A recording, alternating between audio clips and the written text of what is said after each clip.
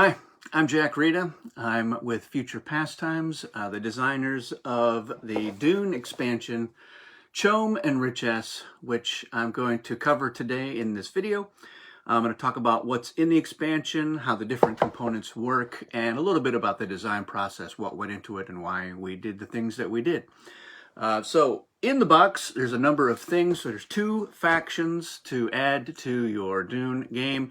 And then there are also 2 variants that you can plug in. There's some modular variants, so you can add several of them, like the Tech Tokens variant that came in the first expansion, Ixians into Tleilaxu. So in the box, we've got a rule book for CHOAM and Richess. And on the back, it does have a little chart, like we did in the first expansion, that talks about Kurama. In the advanced game, how do the different advantages get canceled by a Kurama, or how are they affected, if they are at all? Then we have the 2 factions. Let's talk a little bit about that. First we have the CHOAM faction. So we have the CHOAM faction here, and the characters for the CHOAM faction were drawn from the recent trilogy from Brian Herbert and Kevin J. Anderson that starts with Duke of Caladan, continues with Lady of Caladan, and then finishes up this fall with the 3rd book in that series. And one of the more interesting subplots that I thought involved a secret leadership within CHOAM that is essentially plotting to overthrow Emperor Shaddam and try to upend how things work in the Imperium. And so it was nice to actually have some named characters in CHOAM. As we started designing this expansion and combing through all the different books, starting of course with Dune by Frank Herbert, we were not finding a lot of named characters. In fact, none from CHOAM. It was always nameless bureaucrats. So CHOAM merchant and CHOAM director and CHOAM, auditor, stuff like that. So we were going to go in that direction, but late in the design process, Duke of Caladan came out. And as I was reading through it, I was like, oh, look, there's an director of CHOAM and a president of CHOAM, and they have names. So we have Melina Aru, who is on the shield. So she is the real strength and head of CHOAM. She's making all the decisions. Her son is the president of CHOAM, but he defers to her. And her daughter is also within this secret organization within CHOAM that is helping her run things. And there's a couple other leaders, some actual heads of households. So we have Rajiv here, and Duke Verdun, and Viscount Tull. But we did include as an extra leader, a 6th leader, an auditor that has a special function in the advanced game. So I'll get into that when I get into the CHOAM advantages. CHOAM is the largest, wealthiest organization within the Dune universe.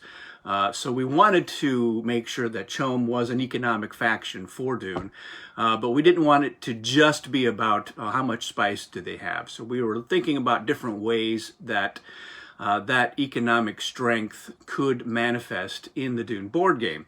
And one of the ways that we wanted to measure that is because since CHOAM is involved in all of the economic elements, all the goods that are traded and sold throughout the Imperium, we thought that somehow treachery cards would play into that, because they are in many ways a good, something that you buy with spice. So we thought that the treachery card thing would be an interesting avenue to explore in terms of CHOAM's strength. So here we have the faction sheet, 2-sided. There's a lot of text, but CHOAM is actually a really easy, simple faction to play. And we really like the idea of adding more factions to the Dune board game. The Dune universe is so rich with lore. We really wanted to explore that further.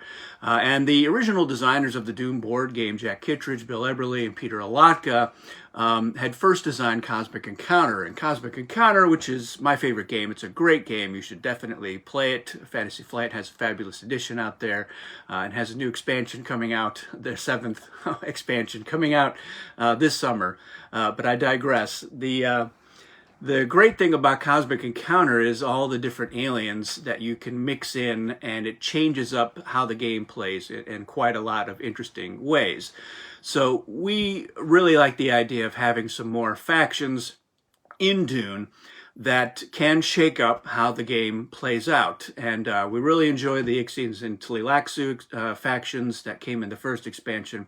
And we really enjoy these two new factions as well. So let me talk a little bit about what CHOAM does. They have a CHOAM charity is a normal part of the game where if you have no spice or only one spice, you're collecting charity from the spice bank until you have 2 spice. So we thought it would be interesting for CHOAM actually draws all of that spice. They're getting 2 spice per player in the game, including themselves. And then anyone collecting charity actually takes it from that income. So this is the main income that CHOAM has. Is every turn at CHOAM charity, they're getting 10, 12 spice, however many players you have, and then they have to pay out. So they're paying attention to how people are doing, and other players can spend spice maybe a little more recklessly than they normally would, knowing that if they got to get charity, they're taking away from CHOAM's income. Of course, they're getting charity, which means they're only going to have 2 spice to operate with in the next round, depending on their faction. So it's a little bit of a dual-edged sword there. Then we get into some of their other abilities. So their treachery card abilities. First of all, they have an increased hand size limit. So normally the hand size limit is 4. With CHOAM, it's 5. So they get 1 extra card to play around with. And it does, when you have 5 cards and everyone else, except for the Harkonnens, has only 4 cards, it does feel like you're a little bit more wealthy and powerful. But then they've got a few extra little things that they can do with the treachery cards in their hand. First of all, if they've got duplicates of a card, at the end of a phase, they can reveal that they have the duplicates, and then they can discard them and collect spice. Now, there's not a lot of cards. It's got to be exact duplicates. So it's not like, oh, I've got a crysknife and a stunner. Those are both projectile weapons. That doesn't count as a duplicate. So it would be, I have 2 shields, or I have 2 snoopers, or I have 2 cheap heroes. So it's fairly limited in that regard. They can also discard worthless cards. So most people, when you get a worthless card, you're stuck with it until you use it in a battle in place of a weapon or a defense, which is not ideal. And CHOAM can shed the worthless cards at the end of a phase and get spice for them. But they can also use the worthless cards for special abilities. And this was an idea that Peter Latka had that I really liked a lot. And so again, it was another way for us to look at the thematic nature of things in the Dune universe. So, for instance, if you're CHOAM and you have the Jabba cloak, you can use it to prevent a loss of your forces in one territory when the storm moves through them. So it's a minor effect, and a lot of times you're not really going to be able to use it, but if you do have it, you can maybe go out into the desert and not worry about the storm so much. Probably the favorite is the trip to Gamant, and my favorite. It's you get to send a force belonging to another player to that player's reserves during the Mentat pause. So it comes up when somebody has won a battle and they only have 1 force left over. They've got to worry that force might get sent on a free trip to Gamant by courtesy of CHOAM. And so it does really, it makes players feel a little more paranoid. CHOAM's got 5 cards, how many of them worthless cards and special effects. So I really enjoy that element to the CHOAM faction. The other thing they can do in the basic game is they have what's called an inflation token. So it's a 2-sided token, as most tokens are, but on this side, it's a CHOAM charity with no charity. And on this side, it's CHOAM charity with double charity. And what happens is once per game, in the Mentat pause, which is the last phase of the round, they can declare that they're going to use their inflation token. And they place it on the CHOAM charity space for the next turn, either with the double side face up or the canceled side face up. And in that next game turn, CHOAM will either be doubled or it will be canceled. CHOAM charity will be. And then at the start of the next turn, the token flips over and the opposite effect happens. So typically what will happen is CHOAM will wait until a turn when they feel like, all right, in the next turn, I'm going to play the inflation token. I'm going to double that CHOAM charity, and I'm going to pick up as CHOAM 24 spice in a 6-player game, provided nobody else is collecting CHOAM Charity. So that's why you do want to pay attention to how much spice the other players have. When somebody is like, oh, they didn't spend much spice the last round, so I don't think anyone's going to be collecting CHOAM Charity. It might be a good time to play the inflation token. Or conversely, when it looks like several of these players are going to need CHOAM Charity, I'm going to play the cancel CHOAM Charity token side face up. And they're not going to get any. I, as CHOAM, won't get any income this turn as well. So you do have to plan ahead for it to make sure that you've stockpiled a little bit of spice so you can do things in the next turn. But then you really can screw the other players pretty effectively. And then in the following turn, you're going to get the double CHOAM Charity, which you may have to pay out more. But if it's a strategic move, that's to your benefit. Something else that is important to understand about CHOAM is that their forces, they have 20 forces, but they're really sort of considered like mercenaries. CHOAM doesn't have a standing army, so they have to buy fighting forces. And that manifests in they don't have a free revival. Most factions will have a free revival in the revival phase, typically around 2 forces, give or take. CHOAM has 0. However, other factions have a limit to how many forces they can revive in a turn, but CHOAM doesn't, and they only have to pay 1 spice per force to revive, as opposed to 2 spice per forces for the other faction. So, if CHOAM has 10 forces in the tanks, with 10 spice, they can get them all out in 1 round, but it is expensive. So, again, CHOAM needs to be careful about how reckless they are with their forces, knowing that they've got to pay to get those out. Whoops. In the advanced game, CHOAM has 2 advantages on the flip side of the faction sheet. One of them is the Auditor, as I mentioned before. So this is a 2-strength leader that they can put into the mix to add to their number of leaders. That would make 6. And when they reveal the Auditor as a leader in a battle, they get to audit the other player, which means they get to look at cards in that player's hand at random. It's 1 card if the Auditor is killed, the work still goes on, and 2 cards if the Auditor survives the battle. And the player being audited can spend spice. They can basically bribe CHOAM to not see the cards from their hand. So it's another little interesting thing that CHOAM can do. And then lastly, in the advanced game, you have to pay spice to count your forces at full strength in battles. So what happens is when other factions spend that spice to make their forces full strength, CHOAM collects half of that spice payment. So again, it kind of closes off all of the payments. Payments for treachery cards go to the Emperor, payments for shipping go to the Guild, payments for revival go to the Tleilaxu, and now payments for forces in battle go to CHOAM. So that's the CHOAM faction. This is what their little forces look like. So the CHOAM faction, the flag for CHOAM is yellow with this red and black circle in it. So I really liked what Gale Force 9 did with the color of the tokens and the faction itself. It shows up really well on the board. So even though the red is normally the Emperor's player color in Dune, and black is the Harkonnen, and this is a little bit of both. Again, we couldn't go with yellow either, because that's the Fremen color. So this was a pretty elegant solution for that. That brings us to our other faction, which is the Rich S faction. And it always kind of makes me laugh how many different ways there are to pronounce Rich S. It's never, nobody's 100% sure. How do you pronounce it? I personally go off of the David Lynch movie, the very beginning of the movie, the Guild Navigator. It just explains to the Emperor that they folded space from Ix and that the machines there were better than the ones on Rich S.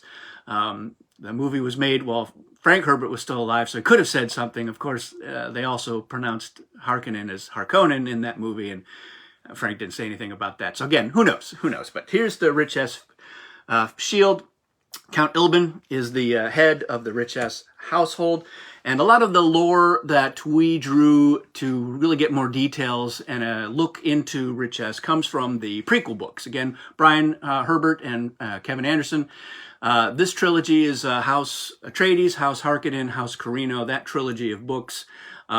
there's another subplot, and it involves the Richess family, and it gives you a little more insight into what that family about. And the story there was that, again, they're technologists like the Ixians, are competing with them, but Count Ilbin is not a very good businessman. He's very distracted, and he's basically run the family's resources into the ground. They're struggling for income.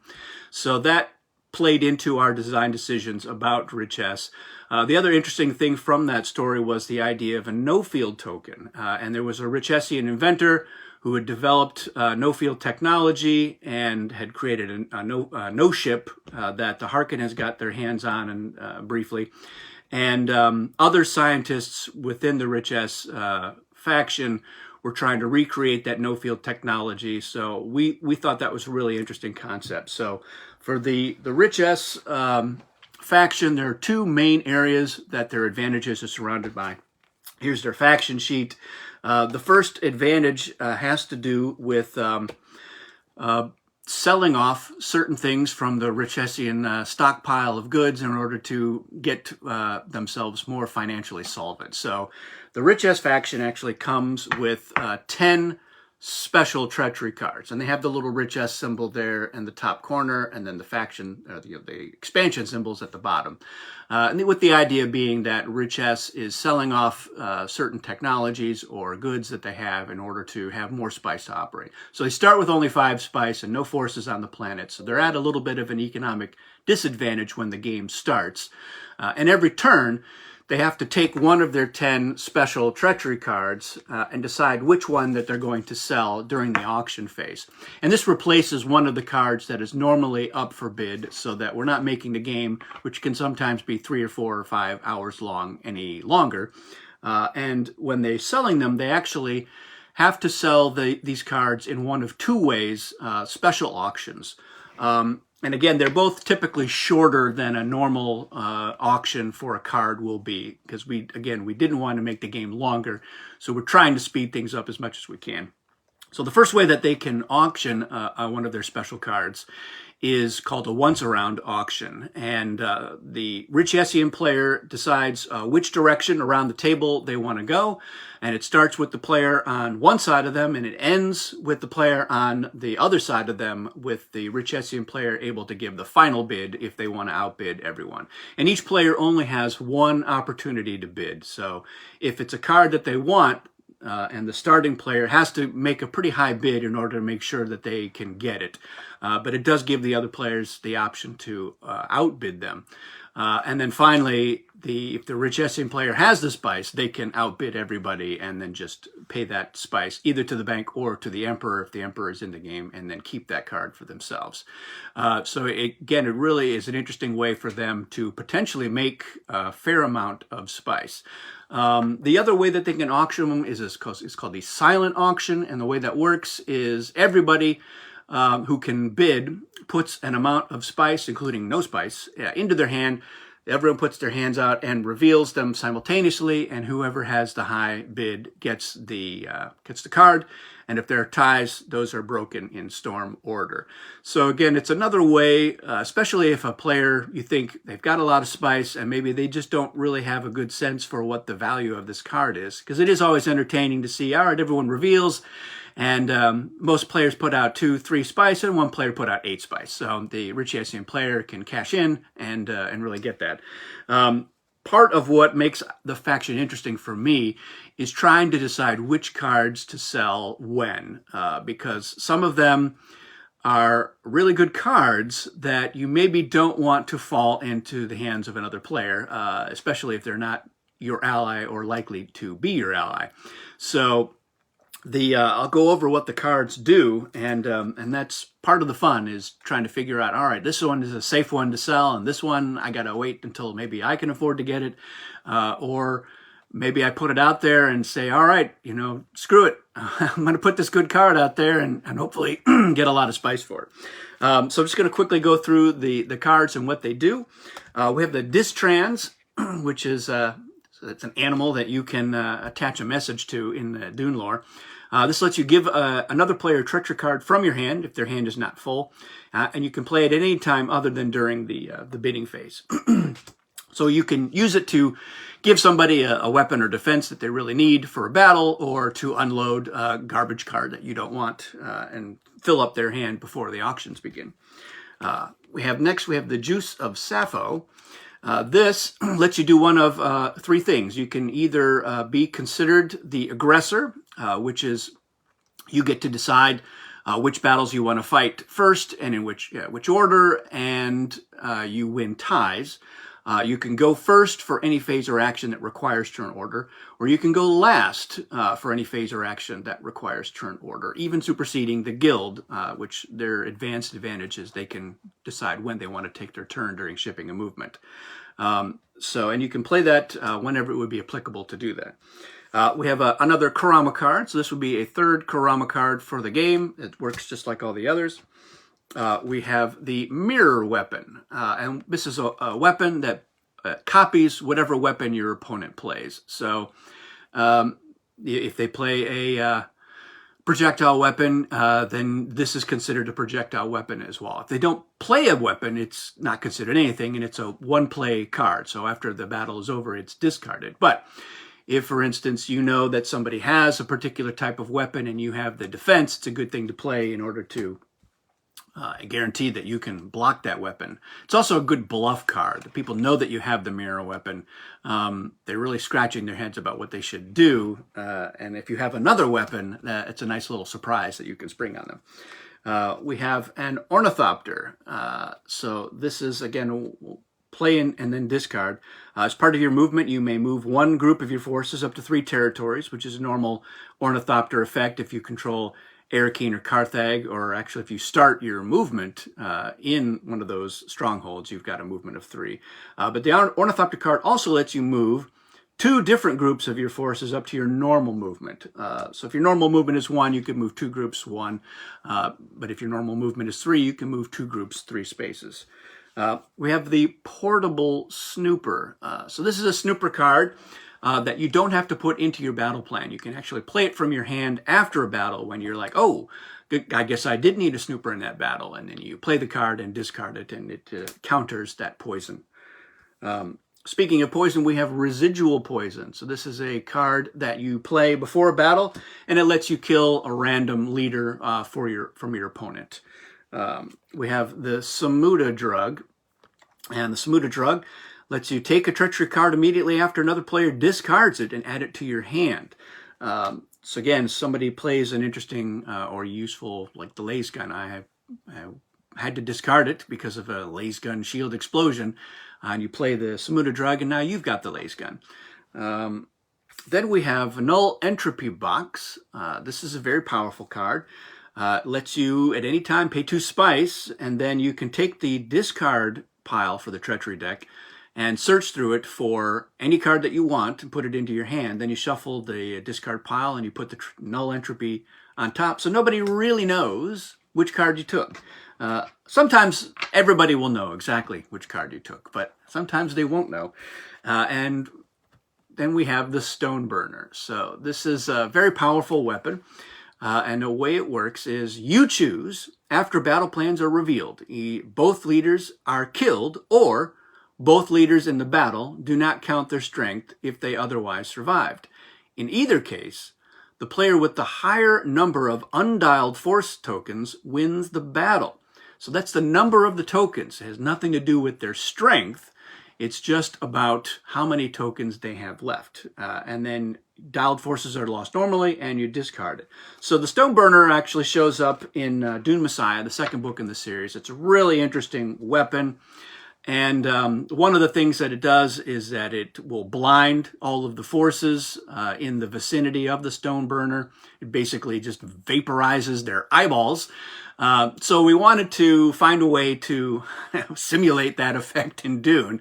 So part of it is just the fighting forces themselves don't really count their strength normally. And the leaders are basically nullified. They're not really adding their strength either to the battle. So again, it's a powerful one-shot effect, but then if you've got the null entropy card, maybe you fish that card out of the discard pile, or when you discard it, if somebody plays Samuda Drug, they can pick it up. So again, as the Richessian player, when do you add Stoneburner into the game? That's a critical question. And maybe you add it when you've got a chance to get it or your ally can. And then if you or your ally, again, have Null Entropy or Samuda Drug, you may have an opportunity to play that card twice in the game. So very powerful effects. The other things that the Richessians can do in basic and advanced is they've got these no-field tokens. They have 3 of them. So the backs of the no-field token look like that. And then the faces have numbers. So there's a 0, there's a 3, and there's a 5. And the way these work is when it comes to the Richess players' turn for shipping, they can choose, instead of making a normal shipment, they can ship a no-field token down to the board. And it costs however much it would cost to ship 1 force. And that payment, again, it goes to the guild if they're in the game or goes to the Spice Bank. They play the no-field token with the number side down as if it's 1 force landing on the planet. So nobody knows, except you, how many forces you're putting down there, including none. And then you can move the token like you're moving 1 force. Again, it's treated as 1 force for all reasons until it is revealed. Now, before the battle phase, you can reveal it at any time, and then you put that number of your forces from your reserves into the location where the token was. If you don't reveal it before the battle, then you only reveal it if it is you're in a battle and with where the no-field token is, and it gets revealed when you reveal your battle plan. And as an extra little sweetener, if you're fighting against the Atreides, they have that prescience advantage where they can see an element of your battle plan, your weapon, defense, leader, or number dialed, except that they can't see your number dialed. So again, just a little nuance there. But what's interesting for me, what I like about it is, again, you're basically getting a 5 force shipment for the cost of 1 on occasion. And then sometimes maybe you're just doing a feint and you're sending in a 0 no-field token into a battle, maybe with a lot of forces. They don't know if you're sending in 5 or none. You still have to fight that battle, even if you have a 0 no-field token. And you play a leader, and you can still play treachery cards. One of my favorite things to do, especially if I have a cheap hero card, is to just send in the 0 no-field token with the cheap hero and just stir up trouble. You can also do, for the 2 spice, you can land 5 forces directly onto a spice blow and then reveal that before the battle phase, and you've got 5 forces there to collect spice in the collection phase. So it can be very effective. Now, when they ship a no-field token down and then they reveal it, that revealed token stays in front of their shield, revealed, until they play another one. So again, other players are going to have a sense of which no-field token you're likely to send down next. So if you've started by, I sent down 3 forces, and that token is now face up in front of me, they know that the next token you put down is either the 5 or the 0. And depending on where you put it and what you're planning to do with it, sometimes they can intuit which one you're going to use. But again, if you go into, let's say you go into Carthag where the Harkonnens have 10 forces and you've got that token, Harkonnens don't know if it's 0 or 5. And I love that. I think it's just a fun way to mess with the other players. And in the advanced game, the Richess players have another way that they can make money, and they can sell a card right from their hand. So it doesn't even have to be one of their special treachery cards. It could be any card that they've got in their hand. And this precedes the bidding phase. So it's before everyone declares how many cards that they've got in their hand. It's called the black market card. So they're selling it. They can say whatever it is, but they can also lie about it, and that card is kept face down. Atreides does get to peek at it normally, but the other players don't have any idea. They'll be pretty suspicious if you're selling it, but maybe you say, oh, I've got an extra snooper, so I'm selling this one, and maybe I'm telling the truth. And you can sell that using a normal auction method or one of your 2 special auction methods. So again, that's the advanced game. And we do have a clarification at the very bottom that for the Fremen victory condition, the Richess faction does count as one of those factions that can't be in certain strongholds like Atreides and Harkonnen. And that's because the before the Harkonnens were the governors of Arrakis, the Riches family was. So they have a history of being the fief rulers of Arrakis. And we felt like that thematically should include them in terms of the Fremen victory condition. So those are the two factions that that we added into the game. It's still not technically recommended for more than 6 players. I know that there are people out there like, all right, great. We're up to 10 factions now. Let's play a 10-player game of Dune. We can't stop you from doing that, so have fun. Let us know how it works out. That will make the game much longer, but maybe that's, you're into that. What else is in the expansion? Well, of course, there are a couple more prediction cards for the Bene Gesserit. There are also alliance cards. Oops, those fell off the table. Help, I'm back. All right. The alliance cards for the faction. So let's talk a little bit about why should you ally with CHOAM or Riches? Well, if you are allied with CHOAM once per game at the end of, once per game turn, not once per game, at the end of any phase, your ally may trade a treachery card with you. It must be a two-way trade, so each player is giving and receiving a different card. So CHOAM, being a wealthy faction, can maybe afford to buy a really good card, or they'd say, I've got 2 projectile weapons. I'm going to trade a card with my ally and give them something that they need. Also, if their ally has a worthless card, it is worthless to them, but not to CHOAM, so they can give that back. And even in a game with the Atreides, Atreides has card knowledge about who's buying what, but then CHOAM might buy something and then trade it with their ally. And now the Atreides player is not sure which one of them has a shield. So again, a pretty interesting effect there. And for the Riches player, while the Riches are your allies, they may, first of all, they may offer to ship your forces using one of their no-field tokens. So whichever one of their no-field tokens is available, they can say, yeah, I'll ship you down. Again, it's for the cost of 1. In that case, they have to reveal the token immediately, and your ally puts their forces down, and then that revealed token becomes the one that goes face up in front of their shield. The other thing that the Riches player can do is they can give an ally a Riches treachery card that the Riches player has. So if Riches, for instance, has bought the Stoneburner and they have it in their hand, they can give that card to their ally. And again, now nobody knows for sure who has the card. We also have trader cards for the faction. So again, there are 11 because there is a trader card for the Auditor for CHOAM. So, and then all the rest of the leaders for both factions.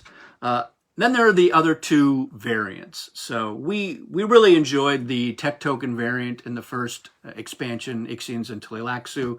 I think it adds a lot of value with a pretty minimal impact to the game overall. And a lot of my friends who play Dune, they're like, oh yeah, we always use the tech tokens now. So we were like, yeah, I think it would be good to add a couple more variants into the second expansion.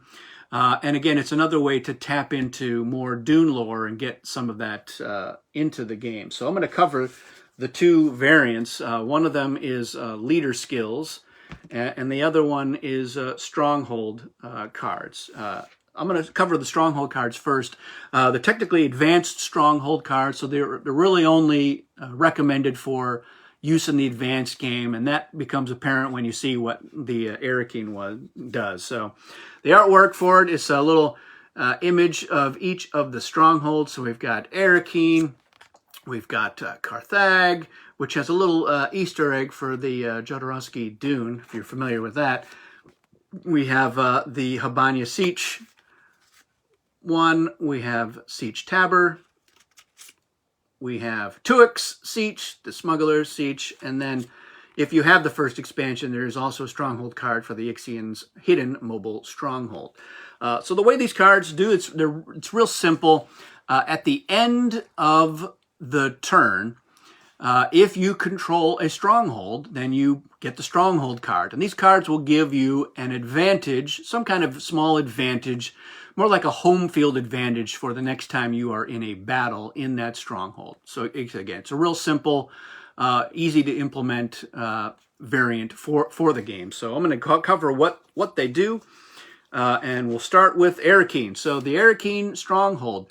When you're paying spice for forces and battles here, 2 spice is paid automatically by the spice bank. So again, you're only going to pay spice in battles in the advanced game. So that is why these are advanced stronghold cards. So for instance, if you have 5 forces in Arakeen, they're all half strength unless you spend spice in order to count some or all of those forces as full strength.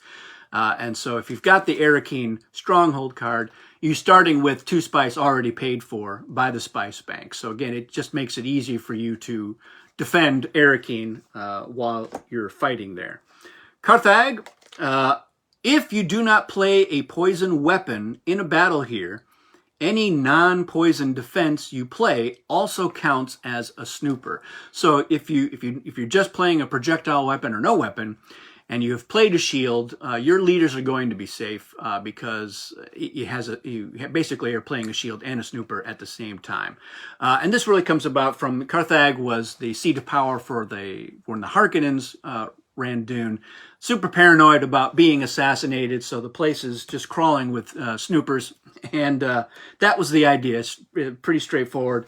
So it does make it hard to kick somebody out of Carthag if they've got that card. It can be done. Come in with the Stoneburner and then talk to me about it. All right, Habanya Siege.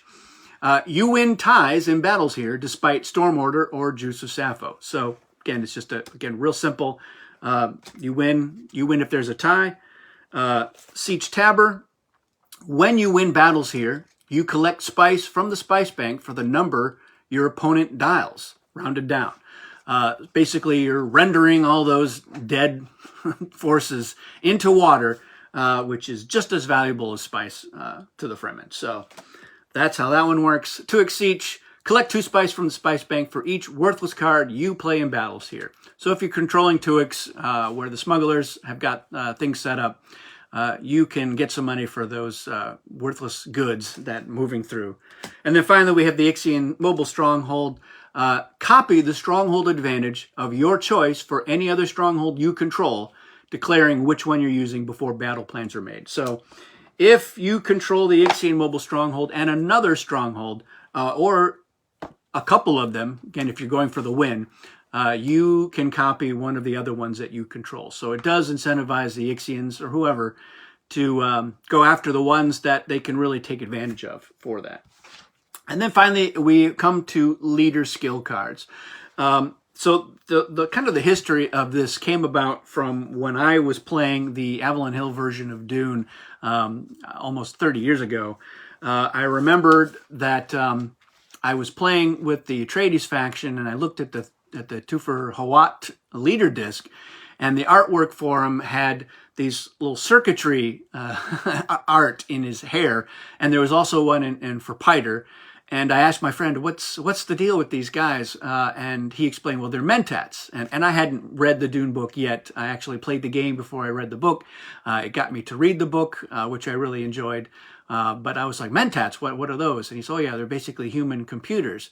And I was like, oh, that's great. So what do these leaders do in the game? And he was like, well, they don't do anything. It's just flavor art. And I was like, oh, that's too bad. I got really excited there for a second about the possibilities. And so I was thinking about that while we were working on this expansion, and I thought, it would be fun if there was a way to have leaders that had special characteristics. So the way the game works is the leader skills, you're going to draw 2 of these at the start of the game, and you're going to pick which one you're going to keep and discard the other one. But there's a little bit of a procedural change in terms of how things work. So normally your starting treachery card is one of the last things you do in setup. But if you're going to use the leader skills, you're actually going to start with getting your treachery card. And that's because some of these leader skills really only work depending on certain treachery cards that you have in your hand. So we wanted to arm players with the ability to choose the best leader skill for them to start the game with. So what you're going to do is once you've got your leader skill, you're going to pick one of your leaders. So you've got, all right, I've got all these leaders. Which one of them is going to be my skilled leader? and you're going to play that leader disc with the skill card in front of your shield. So everyone can see that Talus Balt is my Mentat, and then I'll explain how they work. But so you're going to do that, and again, it's before you do traders. So you're choosing one of your leaders to be your skilled leader before you know for sure if they're going to be a safe leader. And you're also going to give the other players maybe some interesting choices when it comes time to pick who their trader is going to be when they are scanning the table for which leaders out there have skills. So let's talk about the different skills that skill cards that you can get for your leaders. Each one has 2 effects on the card. In most cases, it's going to be a blanket effect that all of your leaders get to take advantage of for as long as you have that skilled leader out in front of your shield. And then the other effect is when that leader specifically is in a battle. So we're going to start with Mentat. Before making battle plans, you may ask your opponent if they have a specific weapon, for example, Crysknife or Poison Tooth, in hand. They must show you that card if they have it, or another treachery card if they don't. And they're not required to use that weapon if they do have it. So as a Mentat, you're collecting data on the other players. Okay, they don't have the Crysknife, or they do have it, and good. That's good to know. And then when your Mentat is in battle, you get to add 2 to that leader's disc strength. So if I've got Premier on Calamar and he's my Mentat, and I put him into the battle, I'm going to add my leader skill card to the battle plan so that I can keep track of who's got what.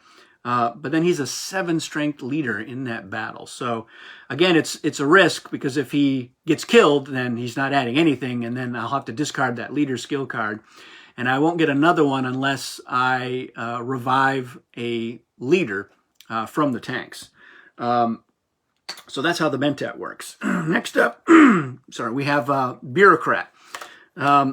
Once per phase, if another player makes a payment to any player other than you of at least 5 spice, you may force 2 of that spice to go to the spice bank. So this is one of the ways that you can sort of ding those really rich and powerful economic factions and take some of that spice out of the game's economy. So when someone is making a big payment to the Emperor, you can be like, well, 2 of that spice is going to the bank. When your Bureaucrat is in battle, your opponent subtracts 1 from their battle total for each stronghold they occupy, not counting advisors. So the Bureaucrat can be very effective when somebody's going for the win. You throw them into the battle, and now they're subtracting 3 from their total there. So it's a last-ditch effort. Normally, a Bureaucrat saving the day, it doesn't happen much, but it's Dune, so all things are possible. Next up, we have the Diplomat. I'll show you that card there. And yeah, there's some Easter eggs in that art as well. You may count 1 worthless card in your battle plan as the defense your opponent used in that battle, provided you played no defense. And that is when your Diplomat is not in battle. So as long as that card is out in front of your shield, you can always play a worthless card in your battle plan, and it will count as whatever defense your opponent played if they played one. When you use your Diplomat in battle, a number of your undialed forces up to the strength of this leader may retreat to an empty adjacent non-stronghold territory. So basically, if you say, all right, 3 of my forces weren't dialed, I can retreat out of there and not have them get killed. So it's a good way. It's a little diplomatic solution for, I don't think I'm going to win this battle. I don't want to lose that many forces. We have the Planetologist, which is what Kynes was in the first book. Add 1 to your movement to a maximum of 3, or you may move forces from 2 different territories in a single movement if they have the same destination. So just makes your movement is more efficient while you've got a Planetologist in front of you. When your Planetologist is in battle, you reveal 1 green special card other than a cheap hero, for example, the Hajer or Thumper, as part of your battle plan in place of a weapon, and then you can add 2 to your leader disc. So it lets you get maybe get rid of some of the green cards if you don't think they're going to be useful, or you just rather get that +2 and you don't have a weapon. Your planetologist is basically having Arrakis work for you. We've got Prana Bindu Adept. So this is one of the ones where you're going to need to have a specific treachery card. You add 1 to all of your leaders, get to add 1 to their leader discs when you use a projectile defense. So if you've drawn a projectile defense early in the game, and this was one of the leader skills, it makes it much more effective. And when you use your Prana Bindu Adept in a battle, you're actually adding 3 to your leader disc instead of adding 1. So it makes it really powerful. We have Rahani Decipherer. If you win a battle, secretly peek at 2 random cards in the trader deck and then reshuffle it. So you're getting some insight about who's safe and who's not. But when you use your Rahani Decipherer in a battle, if you win the battle, you may draw 2 trader cards from the deck, keep 1 by revealing an unused trader card you hold and then shuffling it into the deck. So if you've got a trader card that you maybe didn't like that much, or they're dead, or maybe it was one of your own leaders that you kept to keep them safe, if you've used the Rahani Decipherer in battle, you can then swap that trader card out for a different one each time, as long as they survive. That's the thing, is that if the leader is killed in the battle, the effect doesn't happen and the card is discarded. We have the Sandmaster. And if you move any number of your forces into or through a territory containing spice, you may immediately collect 1 spice from that territory. So you're moving your guys around on the map and scooping up spice as long as you have a Sandmaster. And when the Sandmaster is in battle, add 3 more spice to a territory you are in that has spice after winning a battle there. So the Sandmaster really can score the spice. You go into a spice territory, if somebody fights you and you win, you're going to really get a nice big payday there. We've got Smugglers. And whenever you ship forces from off-planet to an empty territory, you may bring 1 additional force for free. And if you're Richess with a no-field token, you can still bring an extra force for free if you're the Smuggler. When the Smuggler is in battle, collect 1 spice for each point of strength of this leader from the territory this battle is in, if spice is present when battle plans are revealed. So, again, if you've got Lady Jalma is your Smuggler, and you win the battle, you're scooping up 4 spice immediately. So even if you only have a small number of forces, or you had to lose forces in order to win that battle, you're still going to be able to get spice out of that territory. We have a Sook Graduate. So like Dr. Yui, when you win a battle and lose forces, return 1 to your reserves instead of going to the Tleilaxu tanks. So basically you're providing medical aid and they're not dying. And when your Sook Graduate is the leader in battle, when you win a battle and lose forces, you may save up to 3 of them from going to the tanks, leaving 1 in the territory and returning the other 2 to your reserves. So again, helping out. We have a War Master, and add 1 to all of your leader discs when you play at least 1 worthless card as part of your battle plan, and add 3 when you use your War Master. So the War Master basically can turn anything into a weapon, even a Kulan or a balisad. Spice Banker. Sort of the yang to the bureaucrat's yin there. Once per phase, if another player makes a payment to the bank of at least 4 spice, you gain 1 spice, placing it in front of your shield and collecting it in the Mentat pause. So you're skimming off the top there. And when your Spice Banker is in battle, you may spend 1 to 3 of your spice as part of your battle plan and add that number to your leader disc. And that is separate from if you're paying spice for your force strength in the advanced game. So again, you can pump up to 3. We have a Swordmaster of Ganaz. This is similar to the Prana Bindu Adept. So all of your leaders get +1 if you use a projectile weapon. And if you use the Swordmaster in battle, you get a +3 instead. The poison versions of those 2, we have the Master of Assassins. So you add +1 to all of your leaders if you use a poison weapon, and +3 if your Master of Assassins is in battle. And then finally, the Killer Medic. And I promise that is right out of Dune. It's one of the books. Frank Herbert wrote about Killer Medics Twisted Tleilaxu creation. But they add +1 when you use a poison defense, and +3 when your killer medic is in the game. So again, it's it's a little bit more for players to keep track of. So I certainly don't recommend you use the leader skills for your first time playing Dune. But when you have been playing Dune a lot, like we do, and we certainly recommend it, it's a great way to add a few more modular elements. It's not restricted to a specific faction advantage. So anybody could have a killer medic, or anybody could have a smuggler as part of their faction. So it just gives you a little bit more that you can do, and some more decisions that you can make. So that's really what went into the expansion. Again, we were highly motivated by looking at ways to bring more Dune lore into the game. And we also really like the idea of having additional factions in the mix. So this expansion brings the total up to 10 that you can mix and match. Players are always asking, all right, which ones do we keep out? Again, I would look to the rule book. It talks about which factions to take out if you're playing with fewer than 6 players.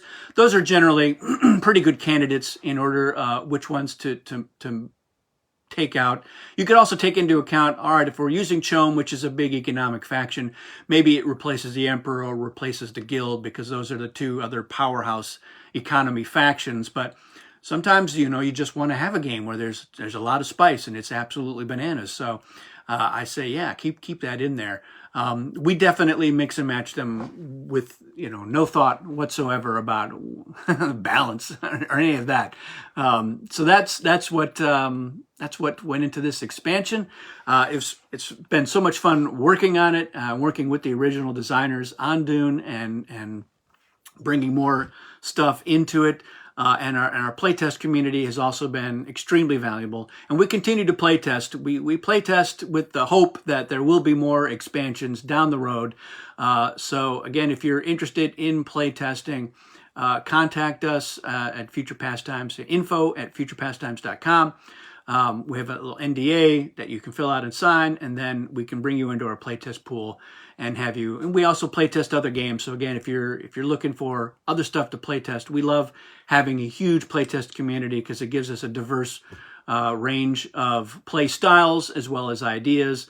We're looking for stuff that appeals to the broadest range of players as possible. So having a large pool really helps us out.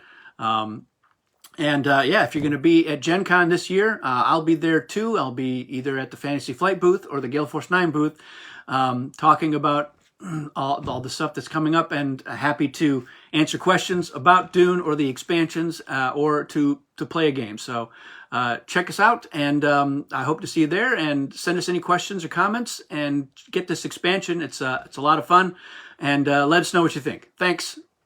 Out.